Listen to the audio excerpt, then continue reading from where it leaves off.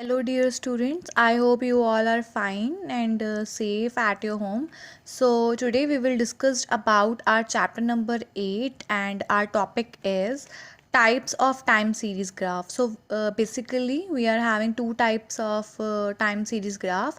First one है आपका one variable graph, and second one is two or more than two variable graph. So one variable graph are those graphs in which the value of only one variable are shown with respect to some time period. It means that कि एक variable की value क्या हो रही है, show हो रही है with respect to some time period. So have a look on the illustration. Following table shows the production of a factory between the January and June. Present the information in a form of one variable time series graph. So basically we are having a data from January to June, that is January, February, March, April, May and June. So we plot on x-axis are a month, and we plot on y-axis are production. So we plot at points like 5, first one में 5 है, next में 7.5 है, then 5, then 10, then 12.5, then 15, and we join the line. So it represent your one variable, एक variable को बता रहा है, that is the production. So basically one variable graph वो है जहाँ पे एक वेरिएबल शो होता है with respect to some time period. Next है आपका टू और more than two variable graph. So these are the graph in which the values of two और more than two variables are simultaneously shown with respect to some time period. Means ये वो graph हैं जहाँ पे values दो और दो से ज़्यादा वेरिएबल्स की शो होती है कुछ टाइम पीरियड के respectively. So do have a look on the illustration. The following tables give the data on the production and sales. तो हमारे पास पहले क्वेश्चन में प्रोडक्शन थी, एक ही वेरिएबल था. अब इस क्वेश्चन में हमारे पास टू वेरिएबल्स हैं, production and sale. So we locate these two on our graph. हम एक्स एक्सिस पे मंथ लिखेंगे और वाई एक्सिस पे प्रोडक्शन और sale. So firstly we locate the production 5, that is 7, next 7.5, then 5, then 10, then 12.5, then 15, and next हम sale locate करेंगे. First one है 7.5, then 10, then 7.5, then 12.5, then 15, then 17.5.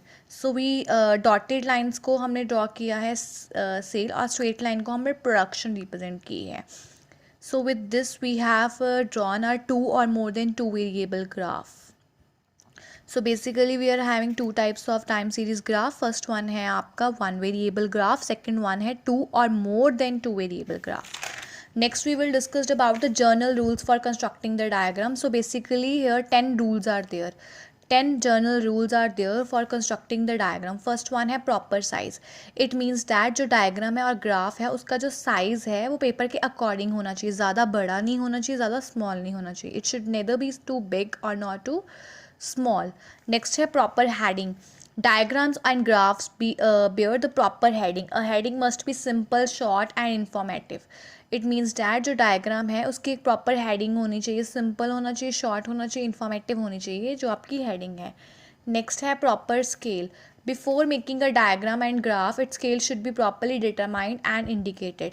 कि graph को और डायग्राम को लोकेट करने से पहले जो स्केल है उसे डिटरमाइन किया होना चाहिए और इंडिकेट करना चाहिए. It scale should be properly determined and indicated.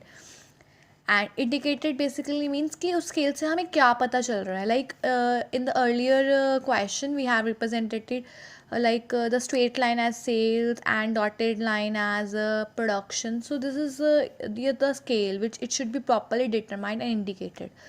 Next है use of sign and colors. Diagrams and graphs must carry some sign on the nature and classification of information. कि जो आपकी डायग्राम्स हैं और ग्राफ हैं वो कुछ साइन शो करें जिससे कि नेचर और क्लासिफिकेशन ऑफ इंफॉर्मेशन शो हो. कलर्स क्या है? इट कलर्स में be used to indicate different aspects of a diagram, and these signs and colors must be clarified. Next है आपका point less use of words and figures. So while representing a data or graphic presentation on a graph, you must make use of that words and figure at a minimum level. So one should make minimum possible use of words and figures. कि बहुत कम use करना होता है words और figures का जब आप graphic presentation कर रहे हो डाटा की. नेक्स्ट है drawing the border. Diagrams and graphs must be bordered with bold lines, कि डायग्राम्स और ग्राफ्स को हमने बोल्ड लाइन के साथ बॉर्डर्ड करना है टू मेक देम अट्रैक्टिव, उसे अट्रैक्टिव बनाने के लिए. So with this we have done our 6 point. Next है आपका simple. Simplicity is the principal feature of diagram and graph. Simplicity क्या है? एक सिंपल फीचर है डायग्राम एंड ग्राफ का. These should not look to be complex and offending. ये कहते हैं कॉम्प्लेक्स नहीं होना चाहिए graph. From left to right और bottom to top, the construction of a graph and diagram should flow from left to right and from bottom to top. आपको पता है लेफ्ट टू राइट होती है x axis, bottom to top होती है y axis. Then is statement of data. Data which constitute the basis of diagram and graph should be clearly stated. कि जो data है जिसके बेसिस पे डायग्राम एंड ग्राफ हम कॉन्स्टिट्यूट कर रहे हैं वो क्लियरली हमें पता होना चाहिए. Last point is attractive and effective. It means that कि जो डायग्राम एंड ग्राफ है वो क्या होना चाहिए? अट्रैक्टिव होना चाहिए, इफेक्टिव होना चाहिए in communicating the required information. So we have done our 10 points. First point है proper size, second is proper heading, third is proper scale, fourth is use of sign and colors only, fifth is less use of words and figures, sixth is drawing the border, seventh is simple, eighth is from left to right and bottom to top, ninth is statement of data, 10th is attractive and effective. Next we will discuss about our next topic, that is the merits of diagrammatic and graphic presentation. Merits का मतलब होता है advantages. So what are the advantages of diagrammatic and graphic presentation? Number one is simple and understandable information. Even the most complex statistical information is made simple and understandable with the help of diagram and graph. Means कहते कोई भी complex information है उसे आप बहुत simple और understandable way से represent कर सकते हो ग्राफ और डायग्राम की हेल्प से. सो नेक्स्ट है आपका lasting impact. Diagrammatic and graphic presentation leaves a lasting impact on the readers mind and information is not easily forgotten. It means that कि जब भी आप डायग्रामेटिकली कोई डाटा या ग्राफिकली कोई डाटा रिप्रेजेंट करते हो ग्राफ पेपर पे, उसका एक लास्टिंग इम्पैक्ट पड़ता है रीडर्स के माइंड में और उस इंफॉर्मेशन को एक नॉर्मल ह्यूमन बीइंग ईजिली भूलता नहीं है. नेक्स्ट पॉइंट है नो नीड ऑफ ट्रेनिंग और specialise knowledge. It means that कि किसी को मतलब ग्राफ ड्रॉ करने के लिए कोई स्पेशल ट्रेनिंग या नॉलेज की ज़रूरत नहीं होती in reading that, not only locating, in reading the diagram and graph, and these are easily understood even by a layman. Normal human being को भी एक डायग्राम एंड ग्राफ से normal understandability होती है.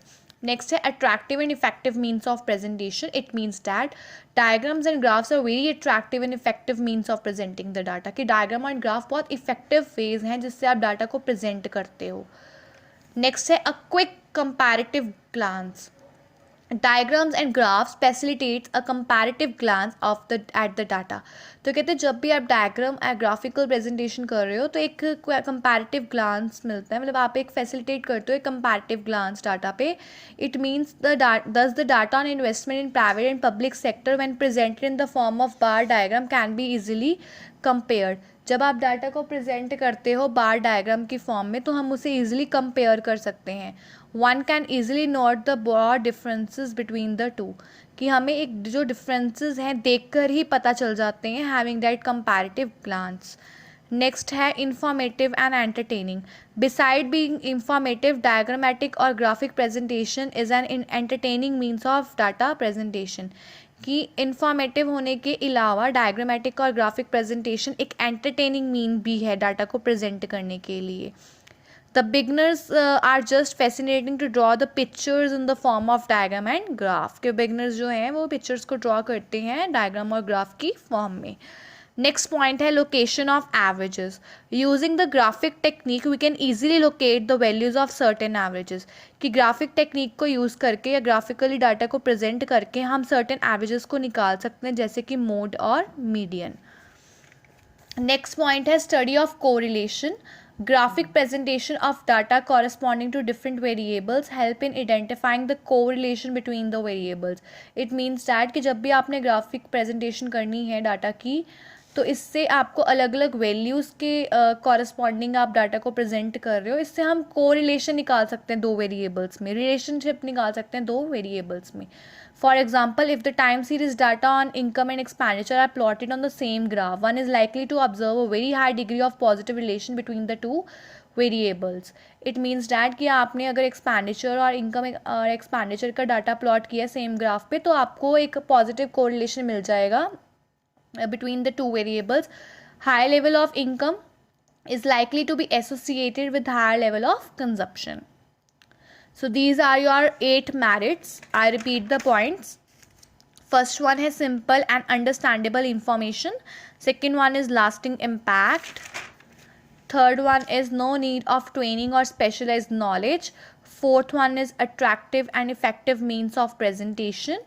Fifth one is a quick comparative glance. Sixth one is informative and entertaining. Seventh is location of averages. Eighth is study of correlation. After that, we do our next topic, that is limitation of diagrammatic and graphic presentation. First point है limited use. Only a limited set of data can be presented in the form of diagram. It means that कि कुछ ही data को हम represent कर सकते हैं graph की form में. Diagrams and graphs are used only when comparisons are involved or when time series data are to be presented. जब हमने कोई भी डाटा में comparison करना है तभी हम basically diagrams and graphs को use करते हैं, generally use करते हैं. So it has a limited usage. Next है misuse. Diagrams may be misused for false projection of a statistical fact, especially in case of advertisement. Means कहते हैं diagrams का हम misuse कर सकते हैं, may be misuse की diagrams का misuse होता है false projection के लिए statistical facts की. नेक्स्ट पॉइंट है only preliminary conclusion. It may not be always easy to arrive at final conclusion. कहते हैं कई बार ऐसा होता है हम ग्राफ को देख के फाइनल कंक्लूजन को ड्रॉ आउट नहीं कर सकते after seeing that diagram. So multiple information होती है इन the form of diagram and graph which may offer only preliminary conclusion.